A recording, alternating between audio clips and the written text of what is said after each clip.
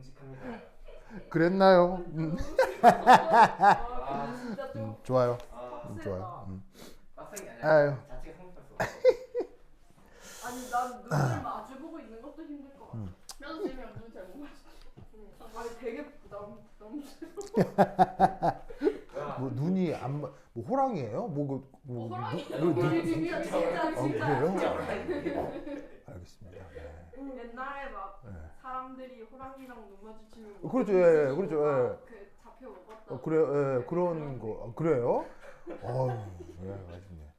알겠습니다. 네, 아유, 존재감이 아주 크신 분인가 봅니다.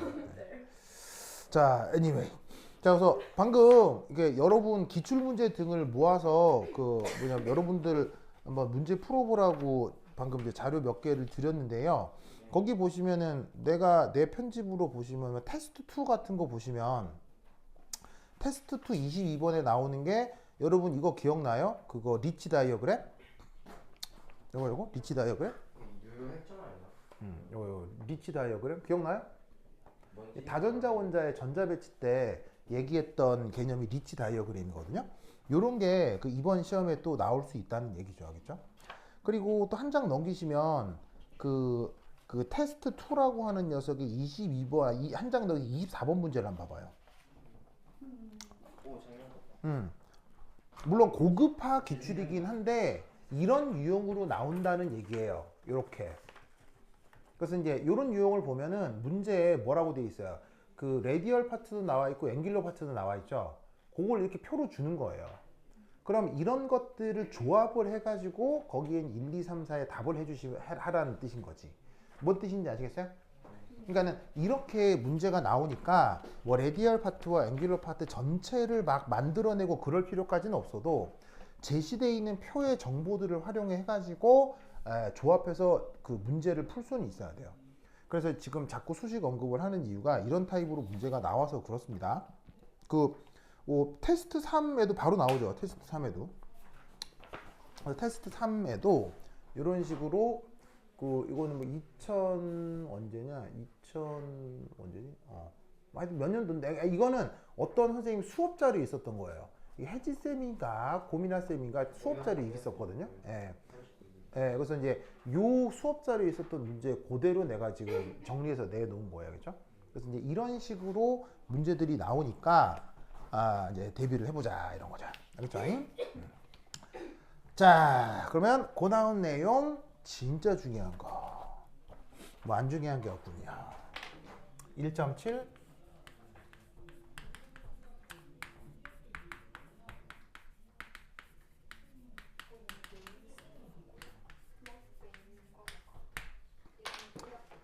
자, 보자. 자, 이 제목은 Radial Distribution 펑션입니다. 보이시지요? 자, 저렇게 쓰고 읽을 때 어떻게 읽냐면 얘는 방사상 디스트리뷰션이니까 분포 함수 이렇게 읽습니다. Radial Distribution 펑션. 자, Radial Distribution 펑션이라고 쓰고 보통 표기는 PR 이렇게 씁니다. 그래서 뭔가 변수가 거리가 되는 어떤 이상한 함수인가 보죠. 그래서 이제 Radial Distribution이라는 컨셉이 있는데 이게 시험 문제에 가장 강력하게 나오는 주제 중에 하나입니다. 잘 알아야 돼요. 이거 잘 알아야 돼요. 자, 그럼 이제 이거이 뭐냐? 우선 첫 번째 일. 어떤 영역에서 전자를 발견할 확률 이거 어떻게 표현해요? 바로 P 이렇게 쓰죠. P. 자, 왜냐하면 확률을 영어로 뭐라고 씁니까? 프로바빌러티 이렇게 쓰죠. 그래서 그 probability의 P를 대문자로 이렇게 써서 확률을 계산했다 이렇게 얘기를 해보겠어요. 그럼 이 확률을 어떻게 계산하는 거냐? 자, 파이라고 쓰고요. 요거 이름이 뭐죠? 파이라고 썼다면 얘 이름이 뭐예요? 웨이브 펑션이죠. 근데 그 웨이브 펑션을 제곱해요. 제곱. 그 웨이브 펑션을 제곱한 이 함수 이름은? 웨이브 펑션의 크기의 제곱을 한 것의 이름은? 저기 이름이 있었죠. 그렇지. 바로 프로바빌러티 덴서티 펑션이었죠. 그래서 우리말 번역은 확률 밀도 함수. 그래서 파동 함수를 확률 밀도 함수로 바꾼 다음에 이것을 적분을 해요. 뭐에 대해? 최적에 대해. 그래서 뒤에 붙어 있는 요 디타우 이게 뭐냐면 3차원 중적분 기호라고 했는데 이걸 다른 말로 최적소다 이렇게 표현하게 됐죠. 이것이 어떤 영역에서 전자를 발견할 확률이다 라고 얘기를 했어요. 이 생각을 처음 한 사람 이름이? 누가 이런 얘기를 했어요? 본. 본. 잘했어요. 본. 그래서 본이 저 얘기를 했었죠. 그래서 본의 해석이라고 하는 부분이 있는데 되게 중요합니다. 꼭 알아두시고 저 얘기 잊으시면 안 됩니다. 그러면 이때 여기에 있는 3차원 중적분 이걸 어떻게 표현할 거냐? 근데 이 양자역학에서는 직교좌표계가 편하다 그랬어요? 아니면 무슨 좌표계가 편하다 그랬어요? 양자역학에서는 극좌표계가 편하다고 했죠. 극좌표계 영어로 폴라 코디네이트라고 했어요. 그래서 얘네들을 좌표계를 극좌표계로 표현하자.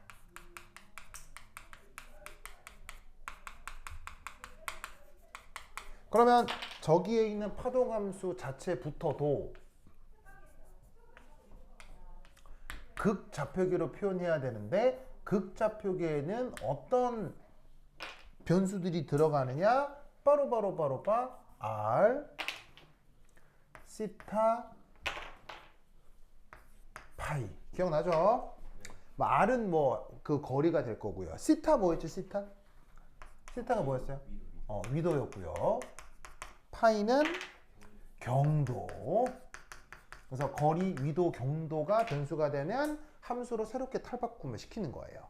역시나 그것에 대해서도 크기의 제곱을 하는 확률 밀도 함수로 바꾸고 여기에 3차원 중적분 표시를 해야 되는데 이 3차원 중적분 표시가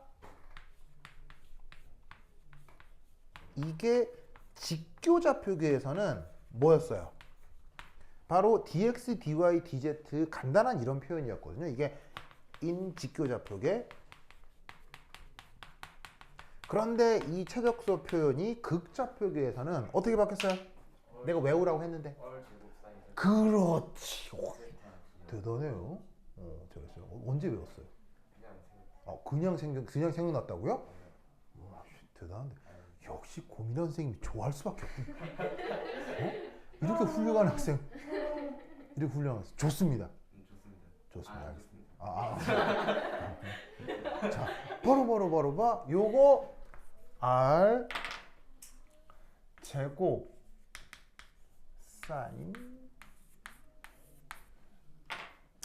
시타 dr d세타 d파이라고 했지요.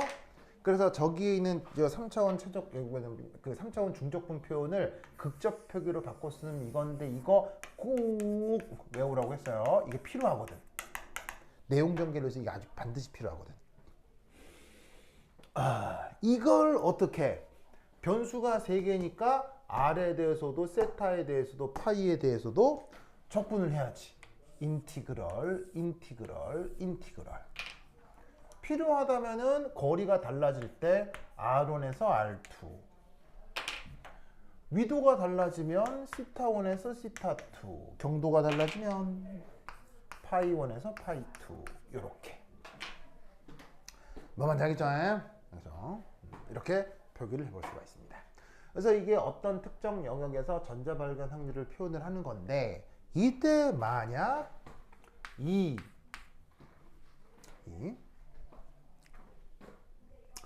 방향에 관계없이 방향에 관계없이 거리, 그러니까 이제 변수 r로 표현하죠. 거리만에 따른 확률을 표현해 보고 싶다 라고 생각을 해보자고요. 그럼 여기에 어떤 말이 있냐면, 방향에 무관하다? 이걸 어떻게 생각해 볼 수도 있냐면, 전 방향성이다, 이런 의미라고 생각해 볼 수 있거든요. 요 전자 알죠? 이게 올 방향성, 모든 방향성. 그럼 이게 뭐 방향에 관계없는데 이게 모든 방향이 무슨 말이냐? 예를 들어서 갑자기 여기 있던 준영이 어디 갔어요. 그래서 내가 수민아, 준영이 어디 갔어요? 그러니까 준영이가 뭐 집에 갔거나 아니면 화장실 갔거나 뭐 다른 학원 수업 갔거나 아니면 놀러 갔겠죠? 라고 얘기하는 거야. 그럼 이 말은 수민이 입장에서 얘기할 수 있는 준영이의 모든 방향을 언급한 거 아니에요, 그렇죠? 그럼 이 말은 준영이가 어디 갔는지 알고 있다는 얘기예요, 전혀 모르고 있다는 얘기예요? 무슨 말인지 알겠어요? 어떤 대상에 대한 방향을 특별한 가중치 없이 모두 다 언급한다는 얘기는 그 녀석에 대한 방향 정보가 일체 없다는 얘기예요. 무슨 말인지 알겠어요? 그러니까 예를 들면은 아까 그 뭐냐면은 뭐 준영이 어디 갔어요? 했는데 갑자기 아까 배고프다고 하면서 그거 뭐 사 먹어야지 하고 나가는 걸 보니 편의점에 간 것 같아요 라고 얘기를 한다면, 다른 여러 가능성보다 그 방향에 대한 가중치를 두고 얘기하는 거죠. 그럼 그건 방향 정보가 있다는 얘기 없다는 얘기예요? 그런 건 있다는 얘기지. 그러면 이 말은 방향에 무관하게 방향 정보 없이 그 말은 모든 방향성을 얘기하는 거예요.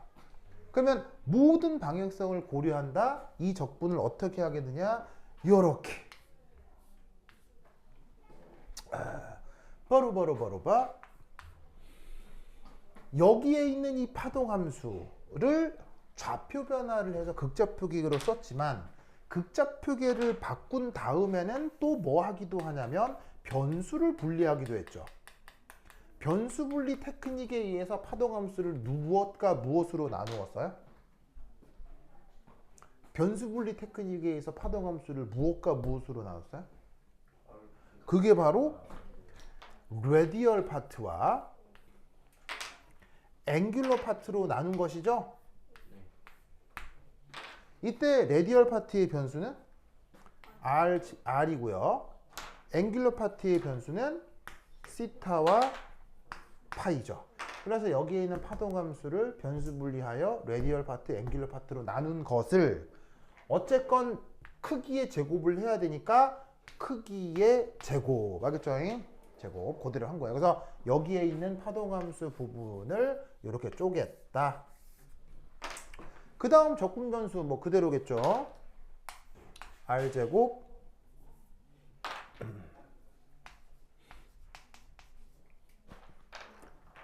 사인 시타하고 dr, d시타, d파이.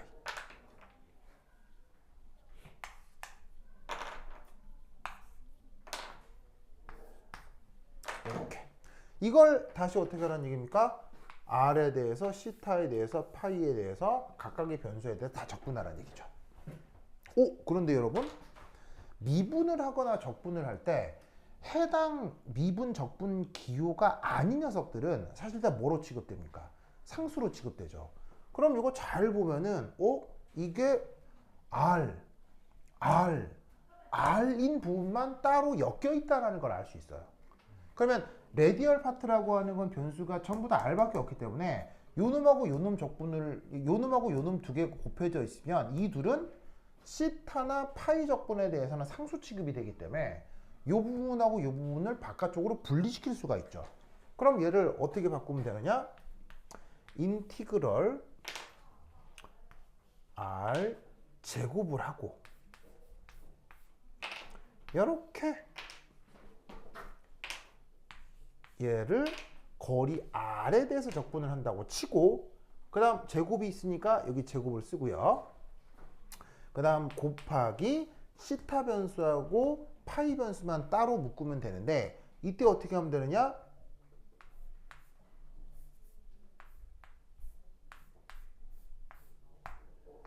요 앵귤러 파트를 제곱한 것을 사인 시타를 곱해가지고 시타에 대해서 적분을 하는 거예요. 그러면 그 적분이 끝났겠죠? 그러고 나면 변수 파이가 남잖아.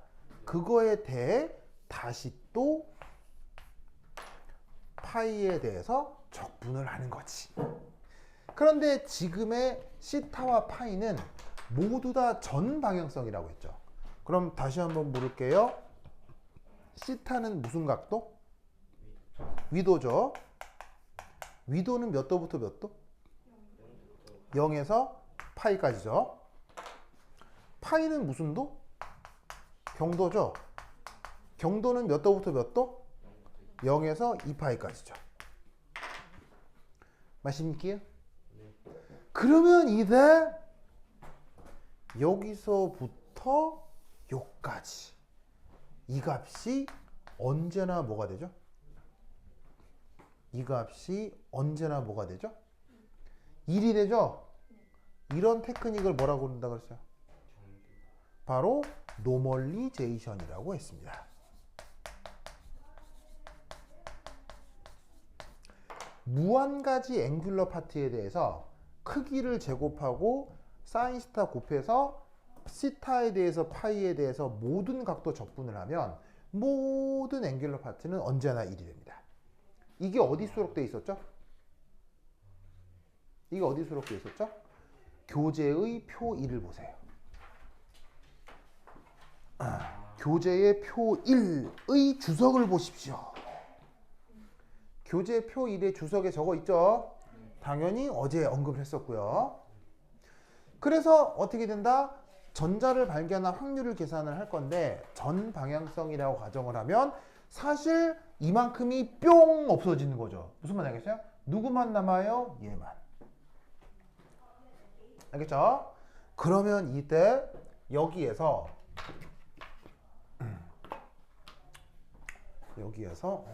그다음 어딜 집어먹거나 그래, 여기 치우자. 여기에서 치우자. 깜짝이야. 확률이 그 전자가 있는 각도랑은 무관하게 된다는. 전자에 대한 방향에 대해서는 고려하지 않겠다는 얘기예요. 그 뭐냐면 어떤 확률만 고려할 거냐면, 여기서 요 거리만큼 있는 모든 위치의 확률, 그 다음에 여기서부터 요 거리에 있는 모든 위치의 확률을 비교해 보겠다는 얘기예요. 무슨 말인지 알겠어요? 네. 왜냐하면 사실 이게 핵과 전자 사이가 어떤 방향에 있느냐보다는 거리가 기본적으로 인력을 결정하기 때문에 거리에 의한 에너지 변화가 중요해서 이런 생각을 먼저 해보는 거예요. 그러니까 아무래도 이게 그렇죠. 물론 방향도 사실 중요하죠. 방향도 중요하지만 우리 일상생활에서 가장 중요한 게 오히려 거리죠. 그러니까 예를 들면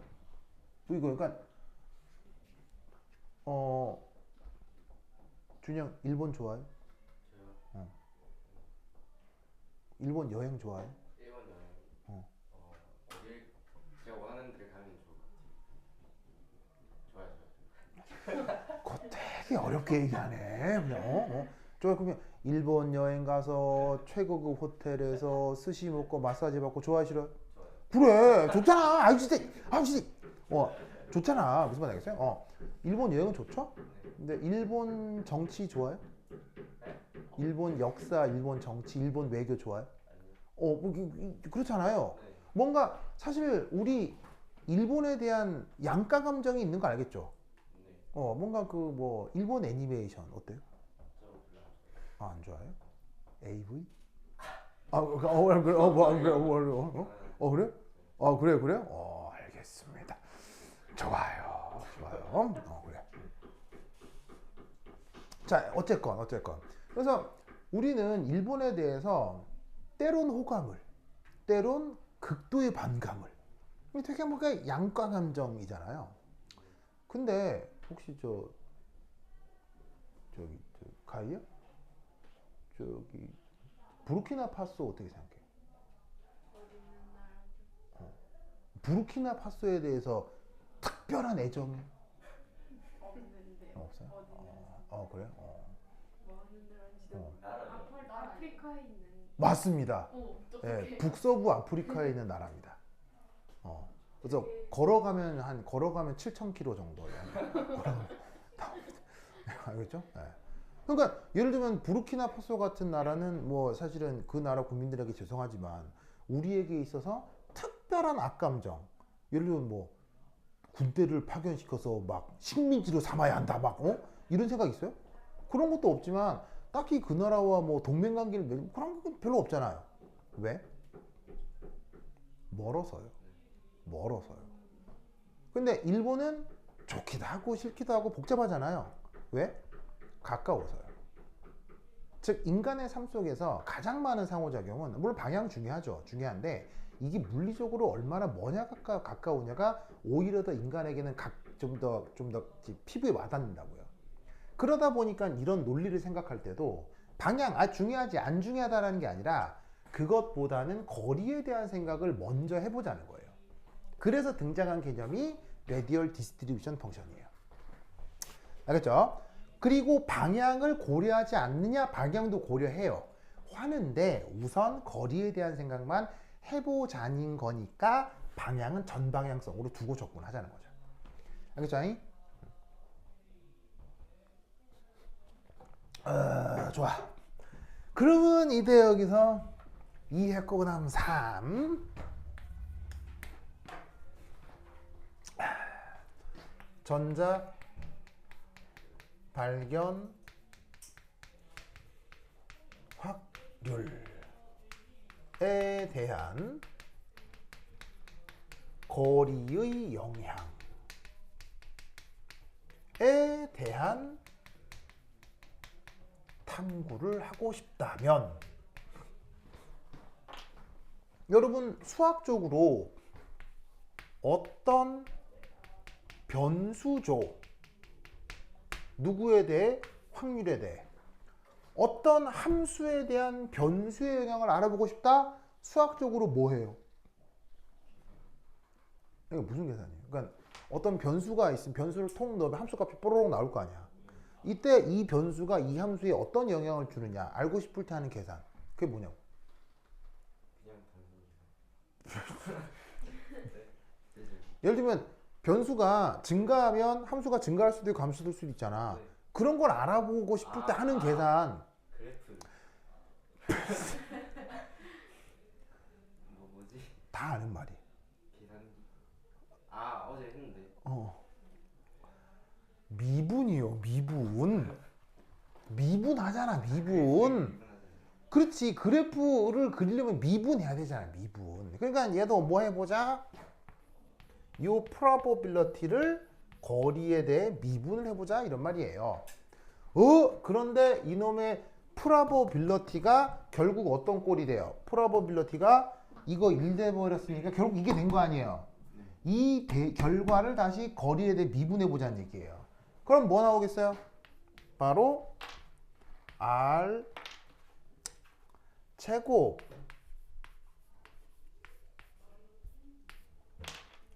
R 제곱 요런 결과가 나타난다 이란 말이에요. 무슨 뜻인지 알겠습니까? 방향을 고려하고 싶지 않을 때 이때 이놈을 PR이라고 정의하는 겁니다. 이 PR이 뭐예요? 여기에 있는 radial distribution 펑션이야. 그래서 radial distribution 펑션이 요런 꼴로 표현되는 겁니다. 어떻게 하라는 거냐면 radial 파트를 제곱한 다음에 거리를 또 제곱하라고요. 알겠죠? 이 컨셉을 뭐라고 부른다? 방사상 분포함수. 완전 중요하다. 알겠죠? 완전 중요하다. 이때 자, 위에 줄게요. 지금 다. 자.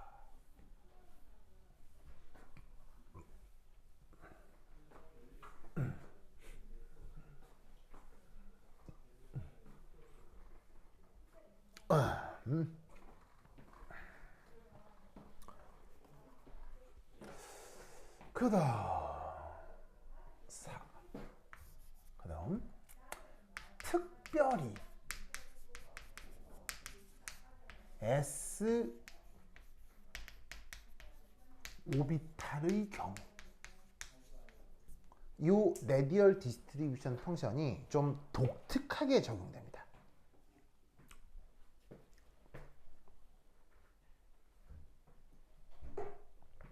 자, 그러면 S 오비탈의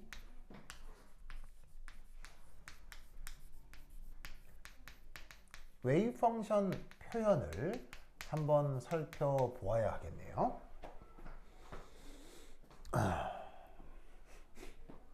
자, 어떤 파동 함수를 규정하기 위해서는 어떤 양자수들이 필요합니까? 바로 기본적으로 N, L, ML 이렇게 필요하죠. 그래서 N은 무슨 양자수? 주 양자수. L은 가군동량 양자수. ML은 자기 양자수. 알겠죠? 그런데 여기에 있는 이 파동 함수를 변수를 바꾸면, 변수를 분리시키면 파동 함수를 레디얼 파트와 앵귤러 파트로 분해할 수 있다고 했죠. 인수분해시킬 수 있다고 했죠. 그러면 이 레디얼 파트를 규정하는 양자수는 이기 NL이고 앵귤러 파트를 규정하는 양자수는 L과 ML이 된다. 이런 말이죠. 아시겠죠? 그래서 앞으로 여러분들은 이 표현에 아주 익숙해져야 돼요. 저렇게 레디얼 파트, 앵귤러 파트를 표현하니까. 그렇다면 S 오비탈이란 얘기는 가군동량 양자수 얼마를 뜻해? 0을 뜻하죠? 그러면 자기 양자수는 얼마의 0? 역시나 0이죠?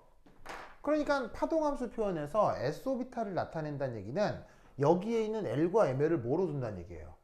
빵빵. 알겠어요? 빵빵. 빵빵이 여자친구는? 빵빵이 몰라요? 대충 알긴 하는데. 빵빵이 여자친구.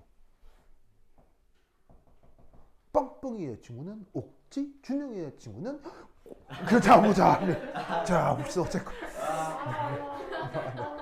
야 그래. 생각만 해도 막 흥분되네요. 막 즐겁고. 수민아 그죠? 야 만약 진짜 그렇게 되면 와 학교 뒤집어지겠다 진짜. 와 그러면 역사상 모든 동문들 결혼식에 다 오는 거 아니에요? 그거 진짜 사고. 그런가요? 그러니까요. 와 어마어마한데요? 생각할수록 야 이거 진짜. 나도 가도 돼요? 내가 요거 이때 여기서 S 오비탈을 어떻게 표현할 것이냐? 바로 봐. N 빵빵 알겠죠? N 빵빵. 그러면 다시 쓰면 레디얼 파트는 N 빵, 앵귤러 파트는 빵빵 이렇게 될 거란 얘기지. 맞습니까? 네. 이때 우리는 이 값을 알아요. 어디 찾으면 되죠? 표 1에 있죠. 찾습니다. 시작. 자, 표일에 가면 있을 겁니다. 찾으시면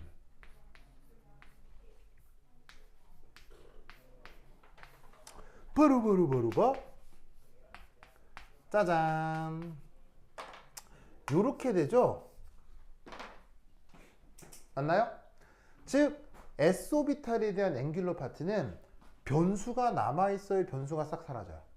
변수가 싹 사라지면서 그냥 상수함수가 돼버리는 거예요. 무슨 말 알겠죠? 그러면 어떻게 되느냐? 얘는 오직 누구? 거리만의 함수가 되는 거죠. 아시겠죠? 이게 S오비탈 파동함수의 묘한 특징입니다. 그러면 여기에서도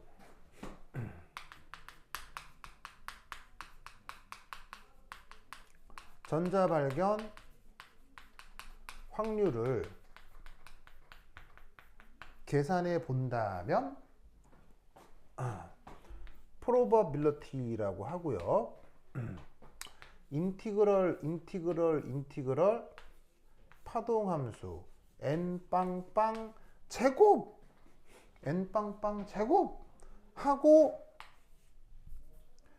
곱하기 r 제곱 사인 시타 dr d 시타 d 파이 하면 될 거 아니요.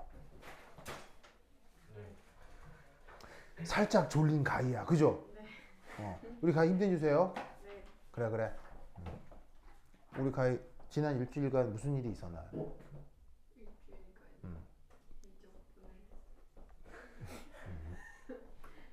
그래요. 알겠습니다. 네. 난 저번 주에 기억나는 걸로는 드디어 김선아랑 더 글로리라는 드라마를 봤어요. 오, 재밌던데요? 오, 수인 봤어요? 다 안 봤어요? 쭉 봤어요? 난 별로 볼 생각이 없었는데, 왜냐면 너무 유명한 드라마라 이미 유튜브로 짤을 다 봐가지고 사실 내용을 다 알아요. 다 아는 내용이니까 이게 뭐 또 보고 막상 보니까 진짜 재밌대요. 내용을 알고 봐도 재밌더라고요. 세상에 되게 재밌는 그런 그 영화들은 알고 봐도 재밌죠. 근데 재밌더라고. 네, 그래서 보고 참 진짜 그 약자들을 괴롭히는 악마 같은 인간들이 진짜 있구나, 그런 생각을 또 한 번 하게 되면서 이 학교 폭력이 무서워. 네, 하여튼 그래서 준영이 뭐 누구 때리거나 그러지 않죠? 그래요. 된 것 같아. 그래서 그걸 보는데 오늘 집에 가면 또 나머지 4개를 또 김선아랑 보려고요. 오, 재밌던데요. 엄청 재밌었어. 하여튼 것 같아. 안 볼라 그랬는데 진짜. 왜냐면 너무 길어서. 근데 하루 만에 10개 봤어요. 이게 넷플릭스 이게 문제라니까. 뭐 하나 보기 시작하면 끝까지 다 봐야 돼. 막. 다음화 보기 바로 떠. 왜, 바로 뜨잖아요. 바로 뭐 이러고 있으니까 네, 진짜. 그래. 좋아. 우리 가희는 뭐 최근에 본 영화 같은 거 있어요? 제일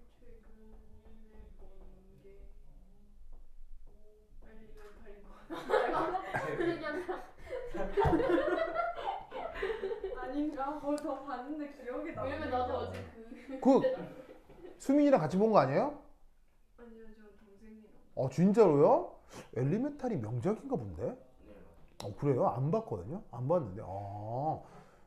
그래. 수민이마저도 영화관에 가게 만드는 그게 엘리멘탈이잖아요. 재밌나 보다. 아니 뭐 봤는데 기억이 안 나요. 뭐 봤는데. 그래? 맞다. 위키드를 봤는데요. 위키드요? 제일 최근 영화 네. 위키드 제가 가서 자가지고 기억이 안 나요. 알겠습니다. 영화관에서 제가 그거 처음 보는데. 그래. 위키드가 원래 뮤지컬이잖아요. 그거 영화 실사화 영화 나온 거죠? 그렇구나. 알겠습니다. 네. 웃겨라. 네, 알겠습니다. 뭘 봤는데 그 제목이 기억이 안 나가지고. 그래. 재밌어.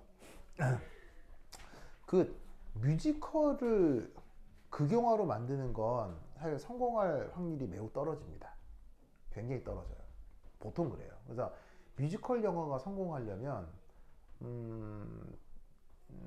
그 사회의 문화 인프라가 거의 없어야 된다. 무슨 말인지 알겠어요? 그 사회에 놀 게 아무것도 없을 경우 극장에서 뮤지컬 영화라도 하면 사람들이 가서 본다는 얘기예요.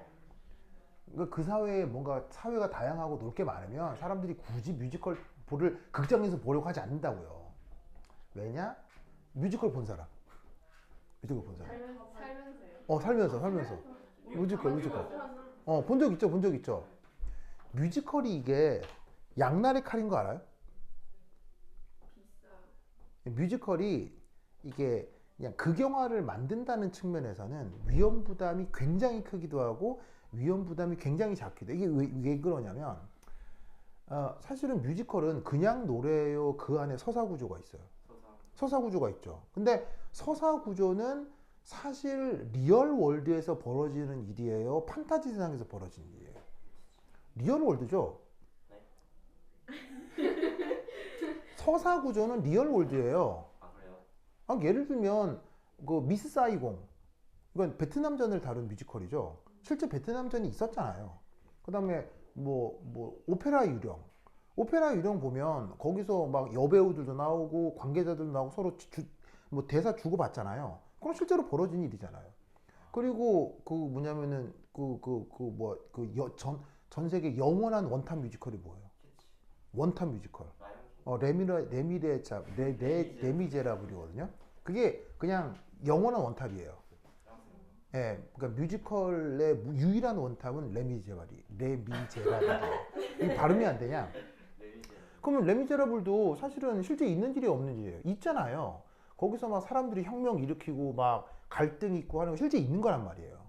그런데 그 갈등이 막 고조될 타이밍에 갑자기 판타지 세상으로 빠져요.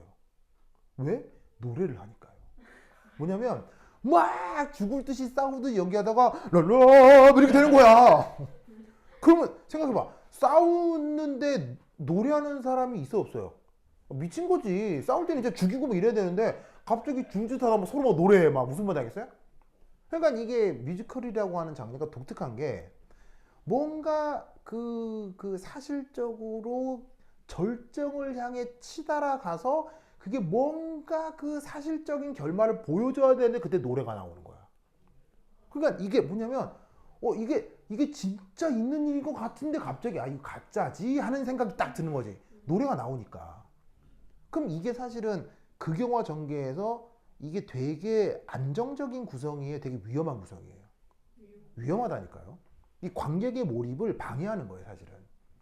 근데 그 순간에 노래가 존나이 좋아. 혹은 가수가 노래를 너무 잘해.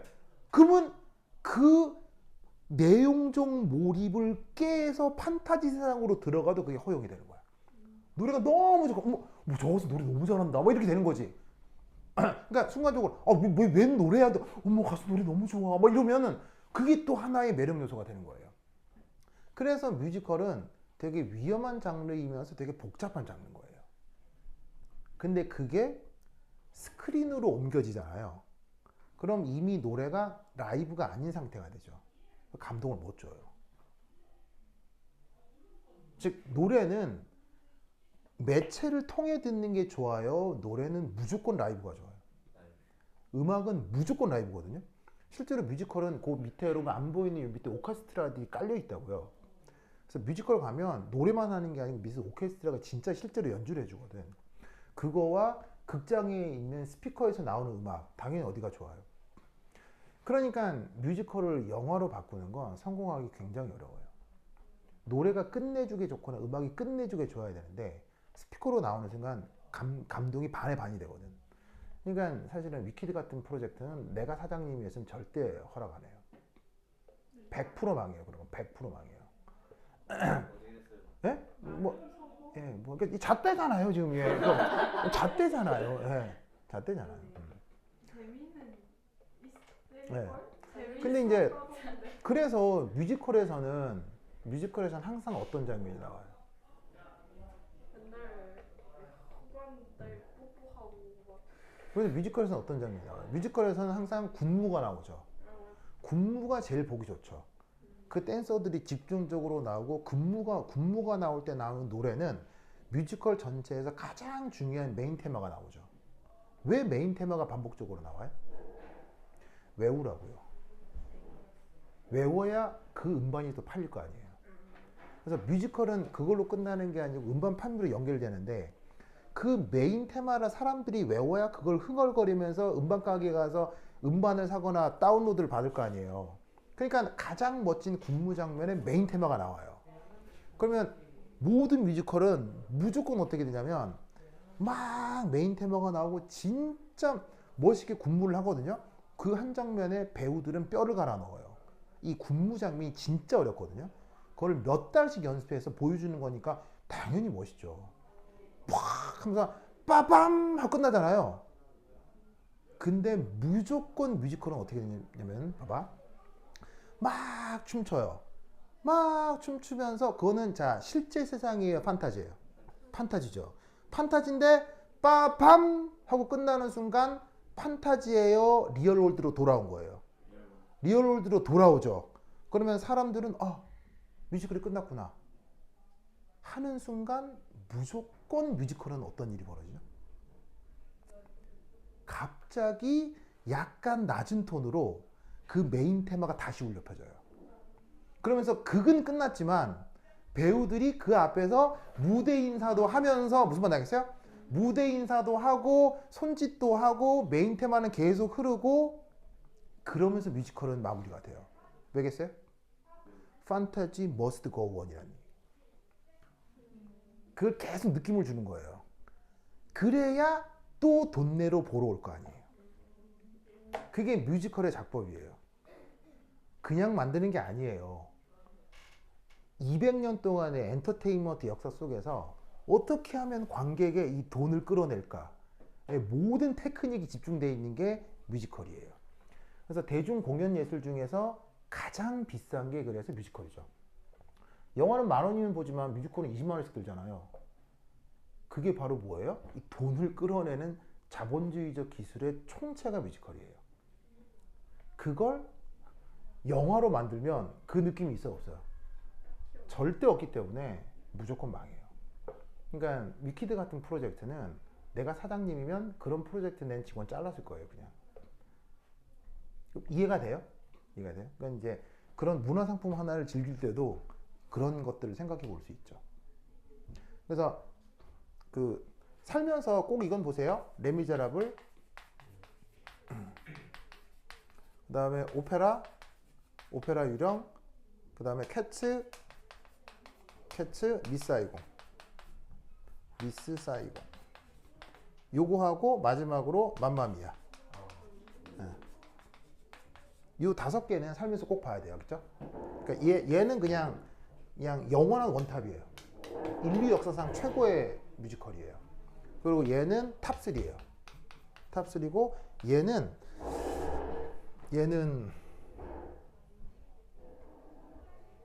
좀 독특한데 여성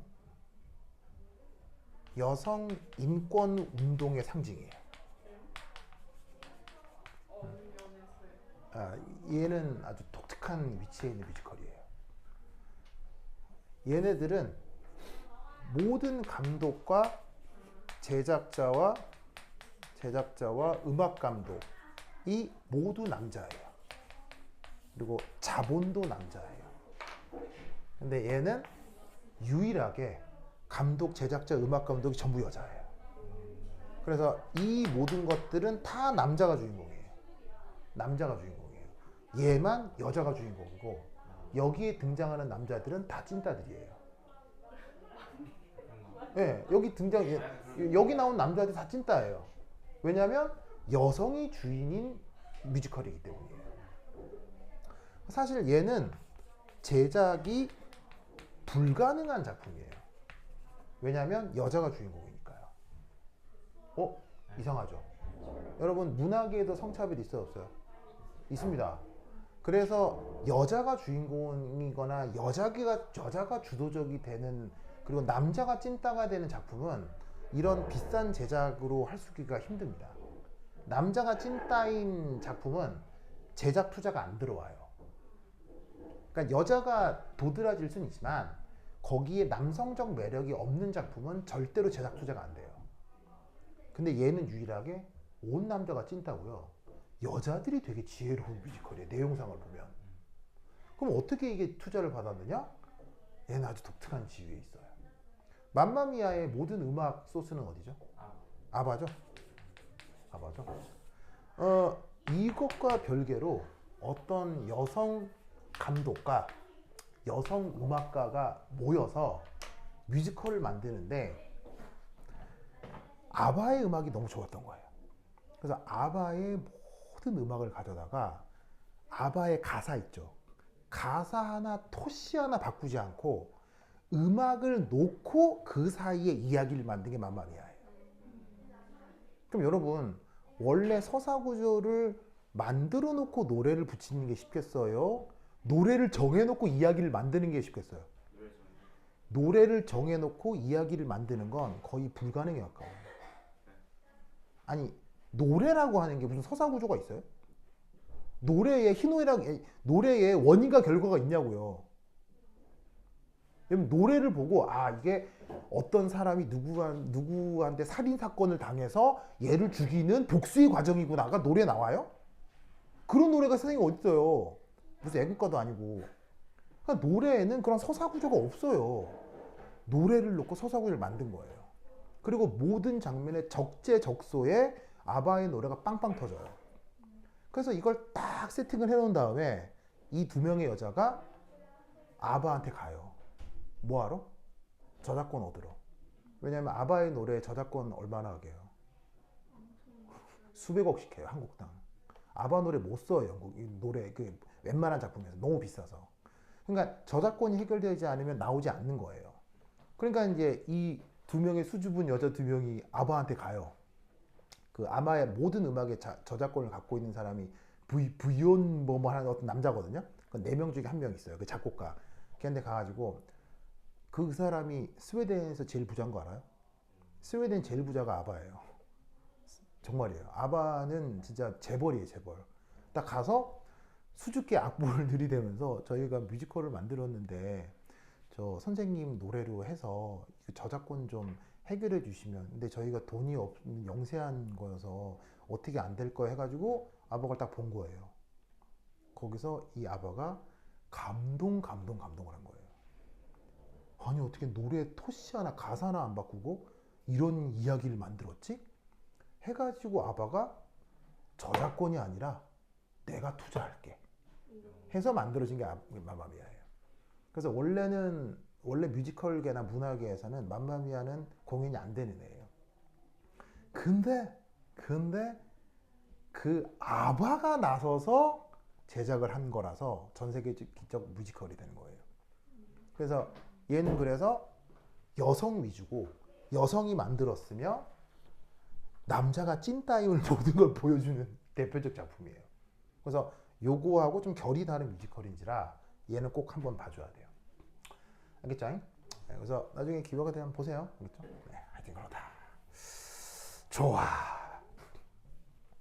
이 뮤지컬도 재밌는 얘기 많은데, 그래서 위키드를 본 걸 봤다고 하는 순간 난 잤을 줄 알았어요.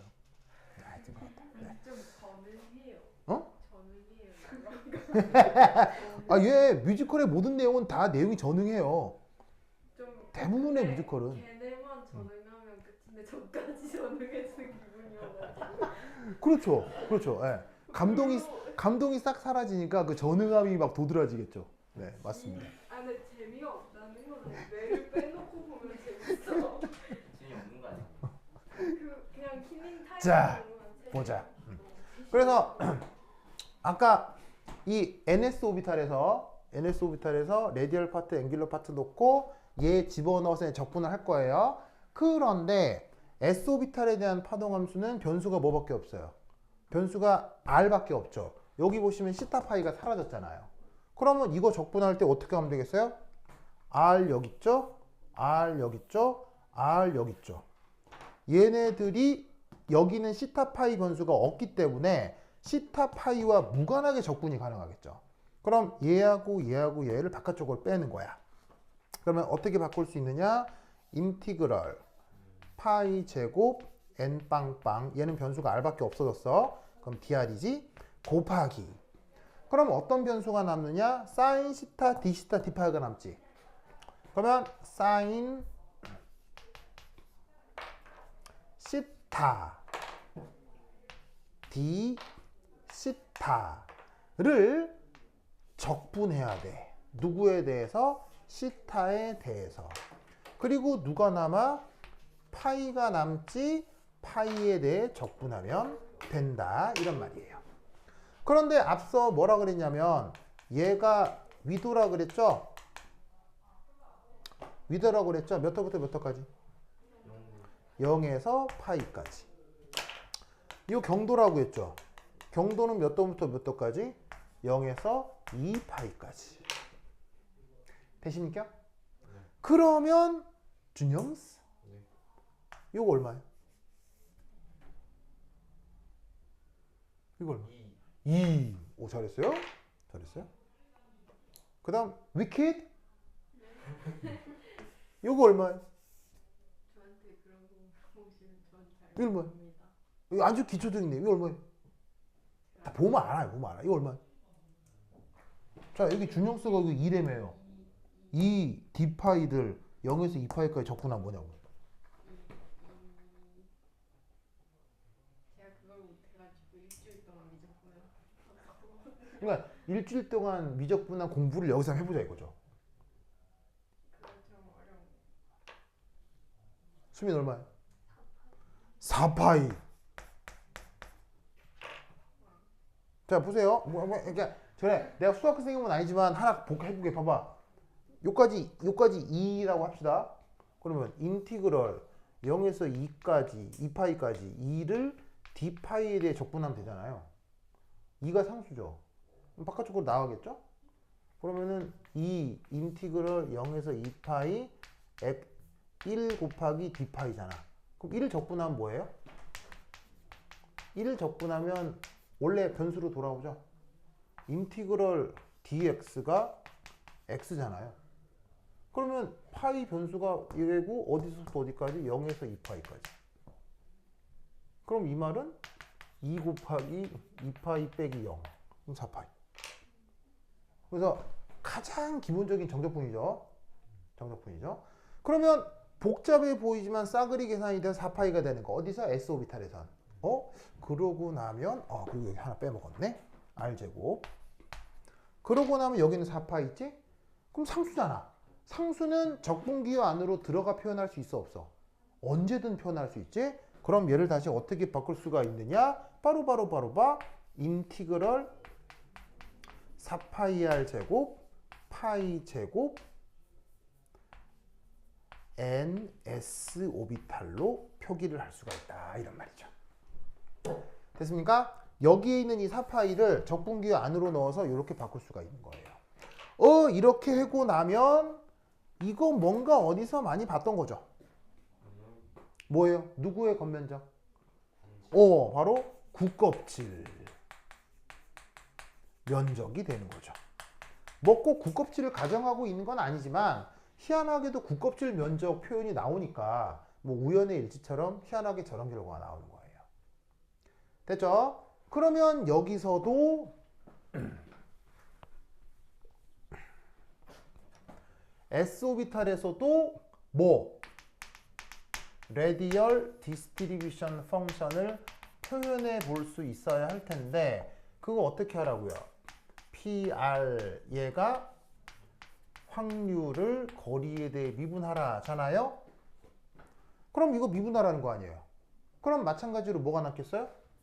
4 파이 R 제곱 파이 NS 오비탈 제곱이 된다 이런 얘기죠.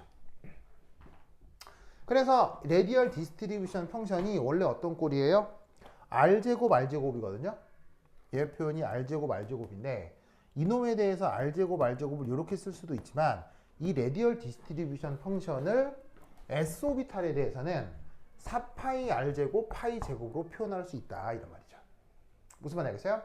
그래서 이게 이 내용을 표현하는 그 저자의 취향에 따라 레디얼 디스트리뷰션 펑션인데 이렇게 쓰는 저자도 있고 저렇게 쓰는 저자도 있어요. 줌달 책에서는 주로 이 표현을 쓰고요. 옥스토비 책에서는 주로 이 표현을 써요. 그래서 동일한 내용인데 이런 표현, 이런 표현을 볼 수 있으나 다른 게 아니고 같은 거다. 알겠죠? 이걸 그거 기억해 주시기 바랍니다. 오케이. 자, 쓰시고.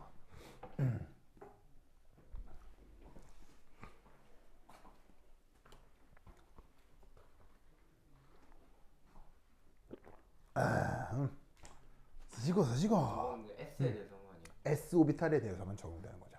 저 어디? 그러니까 사실 이것도 이렇게 해놓고 이게 S 오비탈이라고만 바꾸면 제가 저렇게 되는 거예요.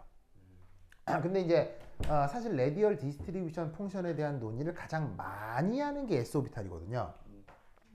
P나 D에 대해서도 하고자 하면 할 수는 있어요. 할 수는 있으나 그래도 적용을 가장 많이 하는 게 S 오비탈이어서 S 오비탈에 대한 표현이 많이 나오는데 그때는 저렇게 얘를 바꿔도 된다 이런 얘기죠. 됐죠? 됐죠? 자, 그다음 지운다. 중간에 지우사.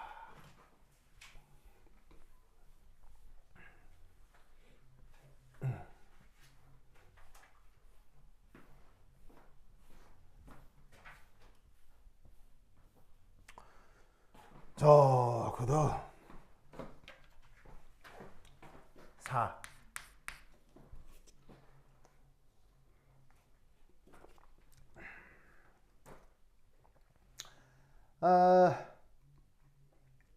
네 번째는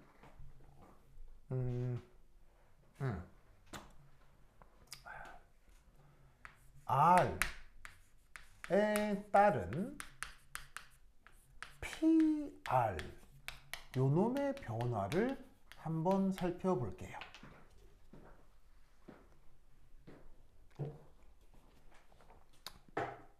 그래서 복잡해지면 좀 헷갈리니까 가장 단순한 식으로 예를 들어서 표현해 보도록 하겠습니다.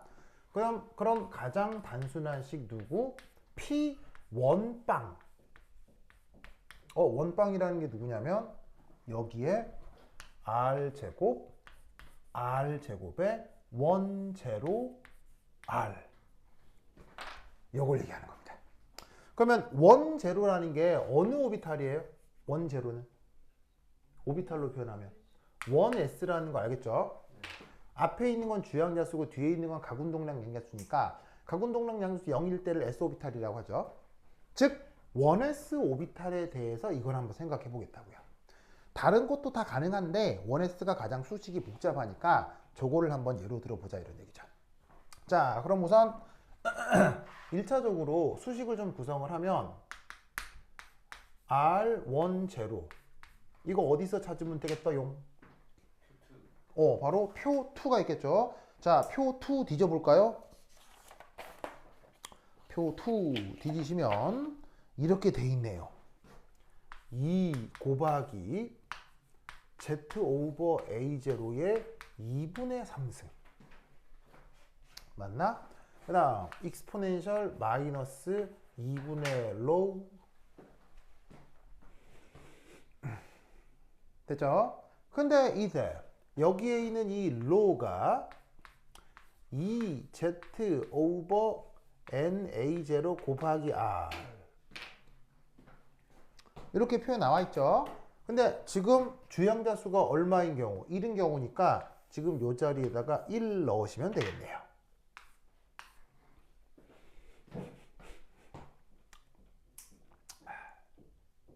그럼 이때 얘는 어떤 걸로 표기가 될 거냐면 2 곱하기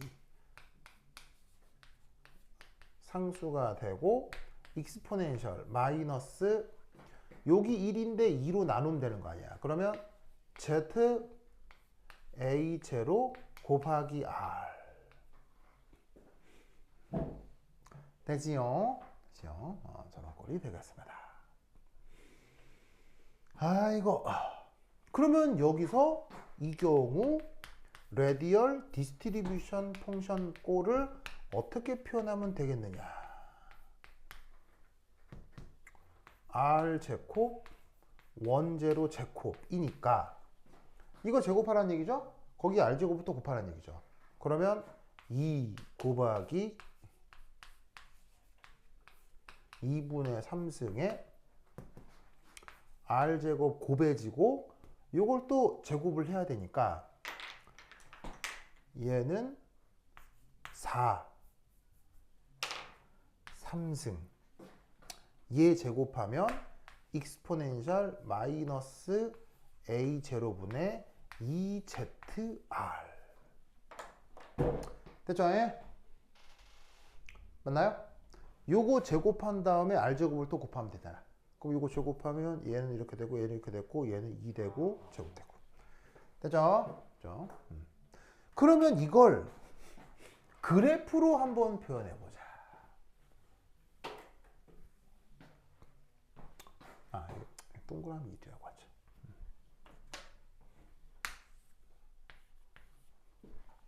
그 다음 3 그래프 표현.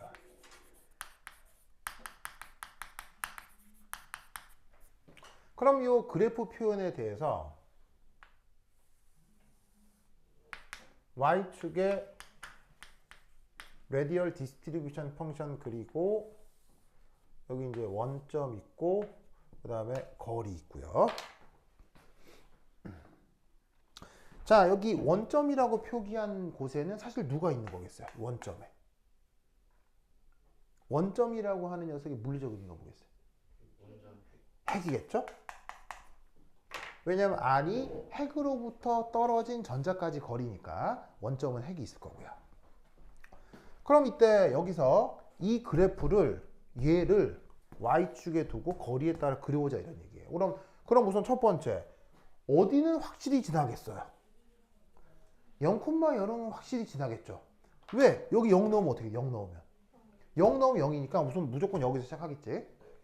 그리고 나면 얘를 그림을 그리면 어떻게 되느냐? 버르버르버르바 짜자자잔 요런 일이 벌어집니다. 자, 뭔 말이냐면 여기에 있는 R제곱은 이거 자체가 증가함수예요, 감소함수예요? R제곱은 증가함수죠? 그런데 여기에 있는 지수함수는 현재 증가함수예요, 감소함수예요? 감소함수죠? 그러면 두 개가 곱해져 있잖아. 그러면 미분해 보면 분명 알 수 있지만 어떤 성격을 가질 수 있어요? 얘는 초반에 증가하다가 후반에 감소해야 할 거라고. 그래서 그래프 특징 자체가 증가하다 감소하는 패턴으로 나타나지. 오, 그러면 증가하다 감소하는 패턴이니까 무슨 현상이 나타날 수도 있고 극대 현상이 나타날 수도 있고.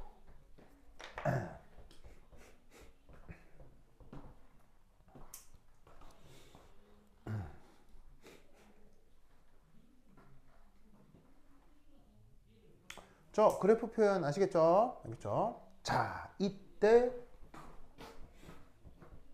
첫 번째 1. 첫 번째 1. 요 그래프 표현에서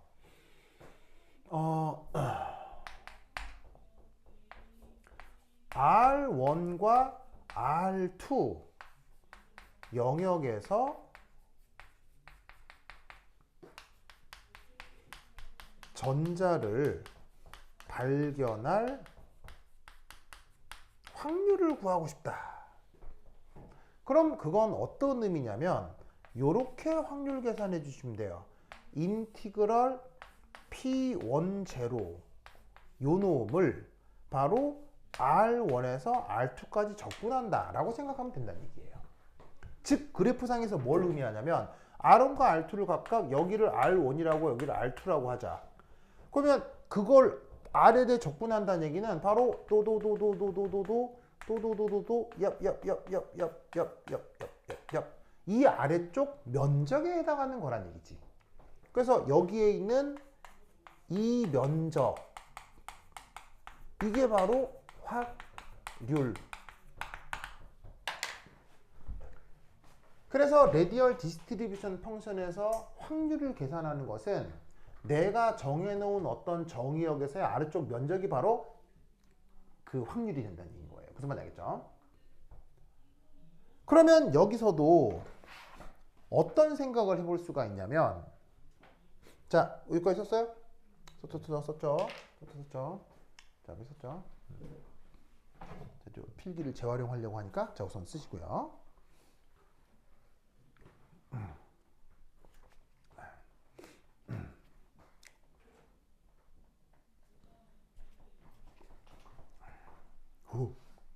역시나 보고 있는 친구들은 없군요. 그래요. 자, 그럼 이때 여기서 두 번째, 자, 요 지울게요. 이야. 왜요? 또 뭐. 그 어. 정규화 어. 할 때랑 아까 정규화 한 다음에 또 한 번 더 계산했잖아요. 어디 어떤 거 또 뭐. 이때 정규화하고 이때도 그렇게 계산하잖아요. S 오비탈일 때는 이 부분이 이렇게 계산된다는 얘기죠. 이때는 S 오비탈 아니고 모든 경우에 대해서는 이 부분이 계산이 되고. S도 모든 경우 안에 포함되어야 되는 거 아니에요? 그렇죠. 그래서 얘하고 얘는 같은 거예요. S 오비탈이라고 해도 얘는 이렇게 되는 거예요. 그러면 아까 이 꼴이 있었잖아요. 이 자리에다가 0 넣는 순간 얘하고 4파이 r 제곱 파이 제곱이 같아져요. 같아질 수밖에 없어요. 애가 1이 되는 거니 4파이가 되면 안 되는 거 뭐라고요? 아니 이게 요거는 정규화 조건이고요. 요거는 그냥 단순 적분이고요. 여기에는 파동함수 표현이 전혀 없잖아요. 여기는 앵귤러 파트가 들어가 있잖아요. 앵귤러 파트에 이런 성격이 있다고요. 여기는 앵귤러 파트, 레디얼 파트 아무것도 없잖아요. 여기는 파동함수가 빠져 있는 나머지 부분의 적분이니까 정규화가 아니죠. 이건. 맞네요. 됐어요? 네. 정규화라고 하는 건 웨이브 펑션이건 레디얼 파트건 앵귤러 파트건이 갖는 게 그런 것들이 관여되는 게 그 정규화 조건인 거지. 그냥 보통의 함수는 정규화가 아니죠. 뭐 나름의 뭐 성격이 있는 거죠. 자, 됐고 그다음 얘 두 번째 여기서도 또 한 번 노멀리제이션이 나오네요. 어떻게 적분을 하는데 0에서 무한대. 그러면 이 값은 무조건 뭐가 돼야 될까요? 준영아, 이때는 얘가 무슨 값이 돼야 될까요? 1이요. 1이 돼야 되겠죠? 자, 0에서 무한대까지 적분한다. 무슨 말이에요? 바로 요거.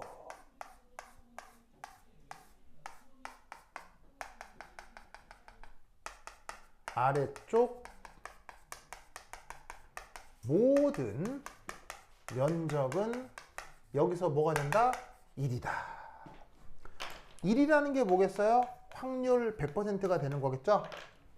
전자가 핵에 있거나 핵에서 무한정 멀리 떨어져 있거나 어디에선가 전자는 무조건 존재한다는 얘기죠. 그래서 이 레디얼 디스트리뷰션 펑션은 아래쪽을 적분했을 때 무조건 1이 나옵니다. 됐죠?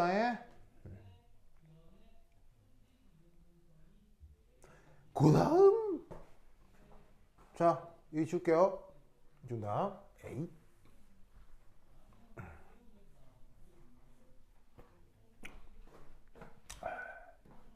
아, 4를 지워버렸다. 4는 안 되는데. 자, 그 다음 4의 3 그래프 표현에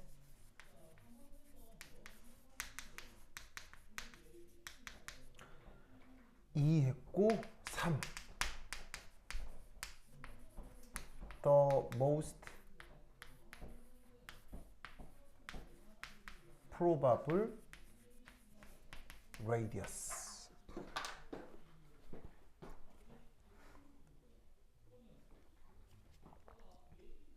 자, The most probable radius 사실 딱히 번역이 없습니다.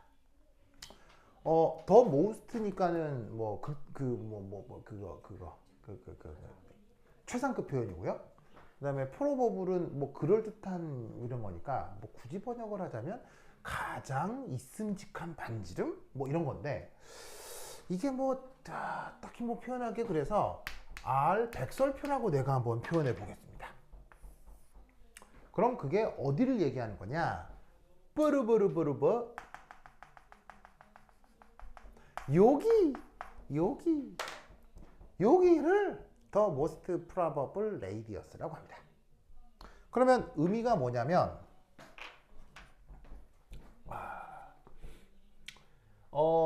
근처 영역에서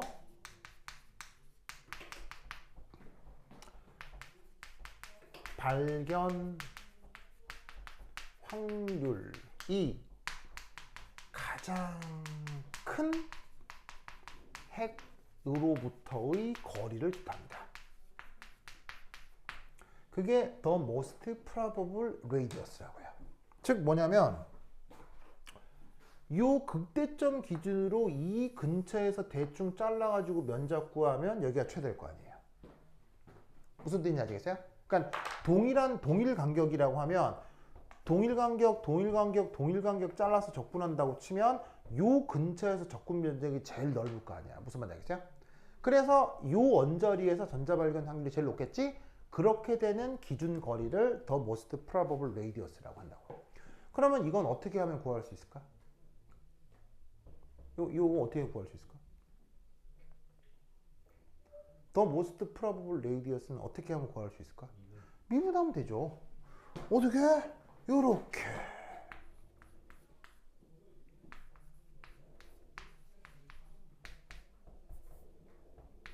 짜잔, 0 되는 점을 찾는 거예요. 됐죠? 그러면 이때 지금은 1s죠. 바로 요걸 미분하라는 얘기잖아요. 그럼 미분하면 어떻게 되겠어? 4 곱하기 자, 요 상수는 그대로 두고 자, 얘 미분하면은 2r이 될 거고요. 그 다음 지수함수는 그대로겠죠. 그 다음에 얘 미분하면 2r인데 얘 미분하면 어떻게 되겠어요? r제곱이 그대로 남을 텐데 앞에 이 상수가 밖으로 나오겠네. 2za0 됐습니까? 자, 뭐 되게 심각한 계산이에요. 뭐 충분히 할 만한 계산이에요. 충분히 할 만한 미분 계산이죠. 그게 뭐가 되는 점을 찾으면 돼? 0이 되는 점을 찾으면 된단 말이야. 그러면 지금 우리가 구하려고 하는 그 R 백설표가 뭐가 되느냐? A0 over Z가 된다는 얘기지. 그러니까 요 R 백설표라고 하는 게 A0 over Z야. 적어도 누구에 대해서는 1s 오비탈에 대해서는. 알겠죠? 그럼 이거 어디서 많이 본 거 아니? 가이야, 이거 어디서 봤죠? 이거 어디서 봤죠, 이거? 어디 뭐? 그렇지, 누구 궤도? 응? 그러니까 누구 궤도? 아, 그 수소 보어 궤도 반지름, 알겠죠? 보어 궤도 반지름. 그래서 이 A0 오버 Z가 바로 뭐냐면 1, 2, 3 한 다음에 여기서 참고로 보어 궤도 반지름을 보면 그게 바로 Rn이라고 하고 A0ZN 제곱. 요거 기억나죠? 그럼 사실 A0Z라고 하는 게 뭐야? 이 자리에 뭘 넣은 거? 1을 넣은 게 된다는 얘기예요. 그러니까 여기에 있는 이 양저역학이라고 하는 게 기존의 보호의 연구 결과도 다 포함하고 있는 거라는 얘기죠. 뭔가 알겠죠? 그렇죠? 그래서 이것과 관련된 마지막 주제 여기 준다. 자, 여기까지만 합시다. 요거 끝이에요. 요거 하면 끝이야. 자, 준다. 으쌰.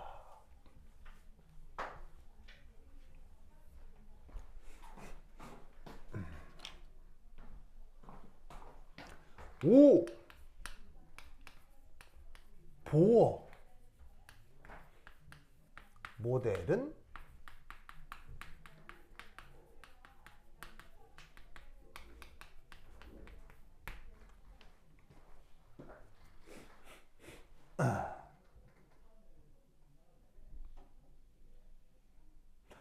자, 첫 번째 일.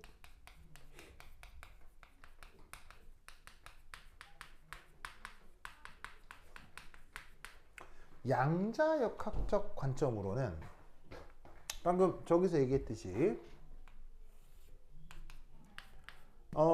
레디얼 디스트리뷰션 펑션인데 1s 오비탈이라고 해보자. 그러면 그 결과 그림이 어떻게 됐어요? 저기 나와 있는 것처럼 이렇게 되는 거 아니에요, 그죠? 이렇게 되는 거고, 이 자리가 이거죠. 맞나요? 그러면 여기서 알 수 있는 사실은 뭐냐면 요런 영역 혹은 요런 영역, 바로 R 백설표 거리가 아니어도 전자는 존재할 수 있다는 거예요. 다만 요 영역에서 전자 발견 확률이 높다는 거지, 그게 아니어도 전자는 나타날 수 있다. 알겠어요? 그게 현재 양자역학적인 컨셉인 거예요. 알겠죠? 그런데 이게, 자 그럼 여기 줄게요. 여기 줄게요. 중간 줄게요.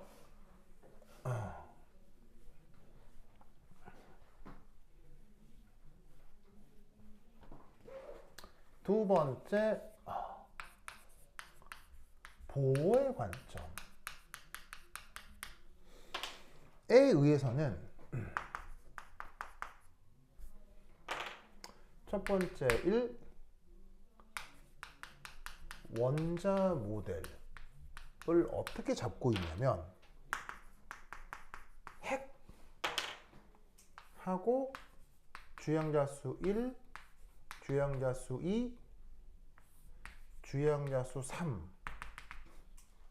3의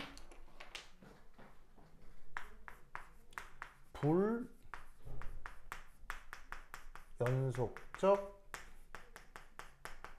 궤도 반지름에 대해서 생각한 게 바로 보호 모델이거든요. 그러면 보호 입장에서는 어떻게 되냐면 이런 식으로 이런 영역, 이런 영역 혹은 이런 영역에 전자가 존재할 수 있어요? 전자가 존재할 수 없어요? 존재할 수 없다라는 게 바로 보호의 관점이에요.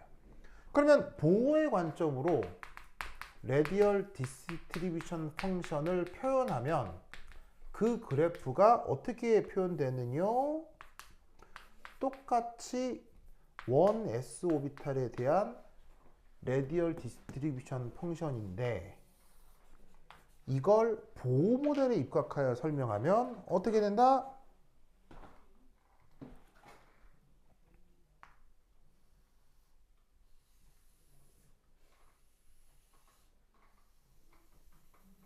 이게 보호 모델 관점의 레디얼 디스트리뷰션 펑션인 거예요. 이 자리가 어디겠어요? 여기가 1s 오비탈에서의 궤도 반지름 여기겠죠. 그러면 이 말은 무슨 말이냐면 양자역학은 거기에 전자 존재 확률이 가장 높다고 할 수 있지만, 그렇다 하더라도 다른 영역에서 전자가 나타날 수 있지만, 보호 모델은 뭐야? 여기서만 존재하고 이런 영역이나 요런 영역에서는 전자가 어떻게 돼? 나타날 수 없는 거야. 알겠죠? 그러므로 보호 모델은 양자역학인가? 양자역학이에요? 보호 모델은 양자역학이에요? 아니라고. 차이가 있지. 그래서 이 레디얼 디스트리뷰션 펑션으로 보호 모델과 양자역학의 차이를 이렇게 논술해 보라는 문제를 내는 교사들이 많아요. 영재학교나 과학고에서. 아시겠죠? 그래서 이런 아이디어가 있다라는 거 꼭 기억해 두시기 바랍니다. 오케이. 자.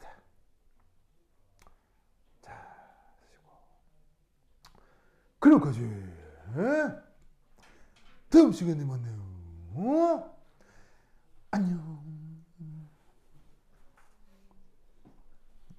아이고 내가 정리되는 대로 기체 강의를 보내겠습니다. 알겠죠? 오! 1시간 20분 찍었어. 오! 너무 많이 찍었어.